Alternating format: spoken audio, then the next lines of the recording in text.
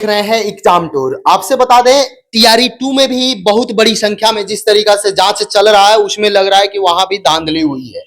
यदि बात करेंगे तो ये लोग स्वीकार किए हैं, यानी कि विशाल कुमार चौरसिया और सभी लोग बताया है कि एक और जो बीपीएससी के द्वारा एग्जाम हुआ था 1 और 2 मार्च को एग्रीकल्चर परीक्षा, उसमें भी ये लोग सेंधमारी किए। यानी सोच सकते हैं ये लोग कितने बड़े गिरोह में शामिल है कि इस तरीका से पेपर लीक में इससे पहले भी कई सारे एग्जाम में ये लोग पेपर लीक करा दिए। साथ ही साथ देखिएगा तो साफ तौर पर यहाँ पे वीरेंद्र कुमार का दावा कि 1 और 2 मार्च की बीपीएससी ने एग्रीकल्चर परीक्षा का भी पेपर लीक हुआ था। सिपाही परीक्षा का पेपर भी कोलकाता के उसी प्रिंटिंग प्रेस से छपाया गया था जहां से ये हुआ। यानी कि यदि देखा जाए, यदि जांच किया जाए तो उस प्रिंटिंग प्रेस से लगभग जितना एग्जाम हुआ है, जितना एग्जाम का प्रश्न पत्र वहां से बना है, वह प्रश्न पत्र लीक हो चुका है। इस बात को मैं नहीं, यहां साफ तौर पर ईओयू के द्वारा ये जो लगातार शोध चल रहा है, जांच चल रहा है, उसमें पाया जा रहा है। एक तरफ आप देखिएगा शिक्षक जो बने हुए हैं, जो शिक्षक हैं, उनके मन में यह समस्या चल रहा है कि क्या मेरे साथ हो सकता है। तो आप जान जाएं जो फर्जी हैं वो आज नहीं तो कल आप भी बाहर हो जाइएगा। आप देखे हुए अगर लगातार सीरीज वाइज रिजल्ट हुआ है, टीआरई 2 में जाइएगा तो एक तरीका से उठाइएगा तो एक व्यक्ति के बाद इतना रिजल्ट हुआ है, यानी एक से लेकर लगातार कहीं 100 200 500 इस तरीका से रिजल्ट होता है। क्या लगातार केवल टैलेंट विद्यार्थी उसी जगह पे बैठे थे, उसी सीरियल नंबर में थे? इस पर भी एक बड़ा प्रश्नवाचक चिन्ह लग रहा है। तीसरी तरफ देखिएगा तो होली का छुट्टी रद्द कर दिया गया है। इसका कारण यह है लूट मची है। शिक्षा विभाग के द्वारा कितना लूट लिया जाए शिक्षक के ट्रेनिंग के माध्यम से, ये मैं नहीं सभी लोग कह रहे हैं, क्योंकि उन लोगों का 6 दिन का ट्रेनिंग होता है और केवल 5 दिन ट्रेनिंग दिया जाता है। बहुत सारे लोग ये ट्रेनिंग कर चुके हैं, दावा किया जा रहा है कि फिर से वो ट्रेनिंग करेंगे।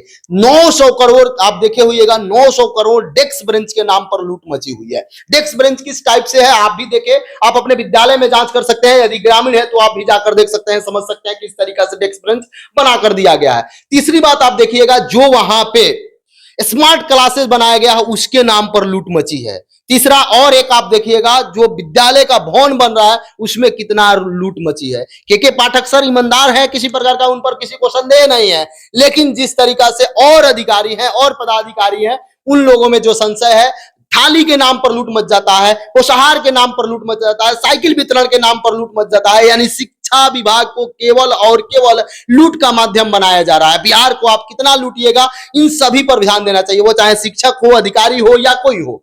अब आप बात कर रहे हैं टीआरई 2 को लेकर, तो आरा देखिएगा, गोपालगंज देखिएगा, सिवान देखिएगा, जहानाबाद देखिएगा, छपरा देखिएगा, जिस तरीका से बताया जा रहा है कि वहां पर भी प्रोजेक्ट के माध्यम से, यानी कि एक जो प्रोजेक्टर लगाया जाता है उसके माध्यम से वहां भी रटाया गया था।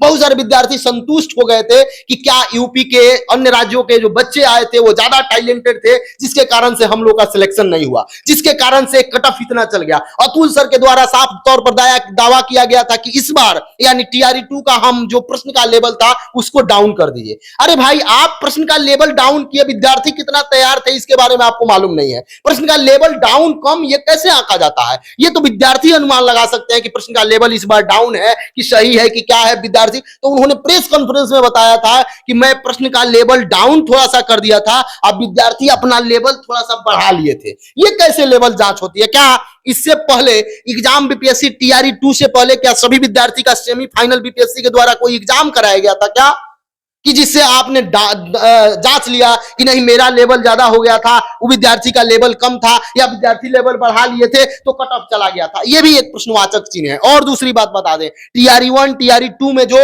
आरक्षण नियम का पालन नहीं किया गया उस पर भी कोर्ट के द्वारा पूछताछ चालू है, उस पर भी संज्ञान हो सकता है। तो आप ये संशय में न रहे कि मुझे नौकरी मिल गई तो अब मैं बाहर नहीं जा सकता। आप फर्जी हैं, आप बाहर जाइएगा, कभी भी जांच हो सकता है। ये जांच जिस तरीका से जिस डायरेक्शन में चल रहा है, आप लोगों को लिए टेंशन है। जो विद्यार्थी पैसा देकर अन्य तरीका से गए हैं उनके लिए समस्या है। अब थोड़ा सा आइएगा, कुछ बात विचार और है इसके बारे में बता दें थोड़ा सा ध्यान पूर्वक देखिएगा। यदि आप एग्जाम टूर पर नए हैं तो चैनल को सब्सक्राइब भी कर लीजिएगा।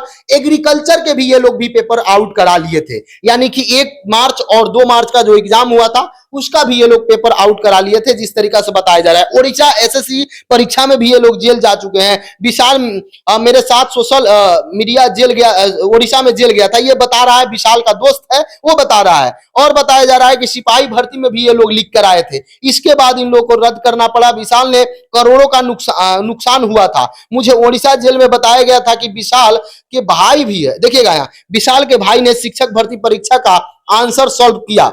यानी विशाल का एक भाई होगा, जो होगा XYZ कोई हो, लेकिन उन पर सभी पर कानूनी कार्रवाई किया जाए और इस तरीका से कार्रवाई किया जाए ताकि ये फिर इनके मन में इतना ना हो सके, फिर से ये लोग इतना ना पूछ सके कि फिर से किसी एग्जाम का प्रश्न पत्र लीक करा दे। क्योंकि देखिए एग्जाम का एक प्रश्न पत्र लीक नहीं होता है, विद्यार्थी का भविष्य लीक हो जाता है, विद्यार्थी का जीवन बर्बाद हो जाता है, विद्यार्थी का वो साल बर्बाद हो जाता है। जो विद्यार्थी गरीब तबके के बच्चे हैं, जो दबे कुचले के बच्चे हैं, जिनके पास पैसा नहीं है, जिनके पास कोई व्यवस्था नहीं है, वो सोचते हैं कि एक सरकारी नौकरी कर लें, अपना लाइफ सिक्योर कर लें, उनके लिए कितना समस्या होता होगा। जरा इस पर सरकार को संज्ञान लेना चाहिए। जिस डायरेक्शन में ईओयू के द्वारा जांच किया जा रहा है वो काबिले तारीफ है, उनकी जितना तारीफ की जाए वो कम है। लेकिन कब तक ये चलेगा? पुलिस का भी एग्जाम हुआ था, उसका भी प्रश्न पत्र वायरल हो गया। ये सभी अभ्यर्थी दावा कर रहे हैं जो इसमें लिख कर आए हैं कि 1 और 2 का भी मैं लिख करा दिया, उड़ीसा का भी लिख करा दिया, फलना का लिख करा दिया। ये लोग कैसे हैं कि जेल जाते हैं, फिर बाहर आते हैं, फिर लिख कराने में लग जाते हैं? क्या इनको कड़ी से कड़ी सजा नहीं मिल पाती है या कोई समस्या होता है? अभी तक जिस तरीका से जांच चल रहा है, यदि बीपीएससी में सही डायरेक्शन में जांच चल जाए तो उसके कई सारे अधिकारी पकड़े जाएंगे। ये मुझे नहीं, मेरा नहीं, ये सभी अभ्यर्थी का कहना है, ईओयू टीम का कहना है। और जिस तरीका से लगातार आप देख रहे हैं सोशल मीडिया पर जो चल रहा है कि एक ही लगातार सीरियल नंबर का जो रिजल्ट कई हजार में हुआ है, कई सैकड़ों में हुआ है, वो कैसे पॉसिबल है? दूसरी बात ये जा रहा है कि जब साफ तौर पर सरकार के द्वारा बोला गया था और आयोग के द्वारा बोला गया था कि इतना साफ सुथरा एग्जाम कराया गया, कई सारे विद्यार्थी जो ज्वाइनिंग किए हैं, बहुत सारे लोगों को वहां जो टोल फ्री नंबर मिला था, टोल फ्री करने का अर्थ हुआ कि जो नंबर शेयर किया गया था ईओयू के द्वारा, उस पर बहुत लोग कंप्लेन किए हैं कि मेरे गांव से, मेरे पंचायत से, मेरे यहाँ से जो शिक्षक बने उनका जमीन बिक गया।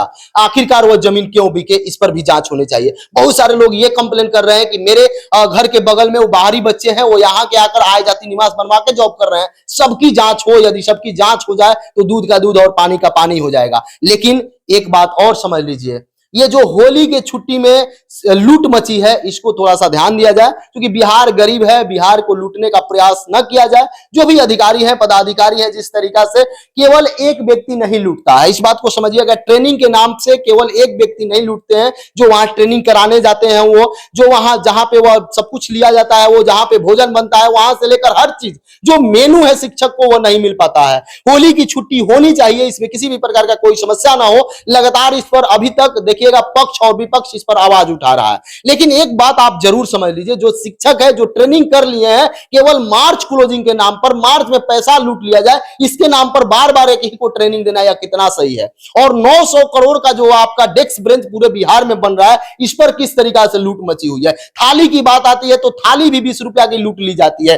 थंब इंप्रेशन का नाम आता है, उस पर भी 5-5 लाख 7 लाख रुपया ले लिया जाता है। आप बताइए, जो थाली शिक्षक खा जाते हैं, जो प्रिंसिपल थाली को लूट लेते हैं, जो अधिकारी थाली के लिए लूट मचा देते हैं, क्या वो 5 लाख रुपया पर बदल नहीं जाएंगे? तो सभी का सही तरीका से जांच हो जाए यदि, तो बिहार के शिक्षा व्यवस्था में, बिहार में जो शिक्षक भर्ती हुई है शुरू से लेकर अभी तक जितना, उसमें 72,000 फोल्डर नहीं मिल रहा है। आखिरकार 72,000 शिक्षक बन कैसे गए जब उनका पूरा डॉक्यूमेंट सही नहीं है? आखिरकार कोर्ट के द्वारा जब मांगा जाता है तो बिहार सरकार इतना विलंब क्यों करती है? आखिरकार जब प्रश्न उठाया जाता है तो के पाठक सर इस पर क्यों नहीं जांच करते हैं? आए दिन देखिएगा कई सारे लोग पोषाहार का पैसा लूट लेते हैं, साइकिल का पैसा लूट लेते हैं, डेस्क बेंच वाला पैसा लूट लेते हैं। किसका पैसा है? आम जनता का पैसा है। इस पर भी प्रश्न होना चाहिए, इस पर भी जांच होनी चाहिए। और एक बात मैं बता दूं, जो भी इस वीडियो को देख रहे हैं उनसे मैं सभी से निवेदन करता हूं, चाहे आप गांव के एक सामाजिक कार्यकर्ता हैं या गांव के एक प्रबुद्ध व्यक्ति है, या उस गांव के आप प्रतिनिधि हैं, या उस गांव के मुखिया हैं,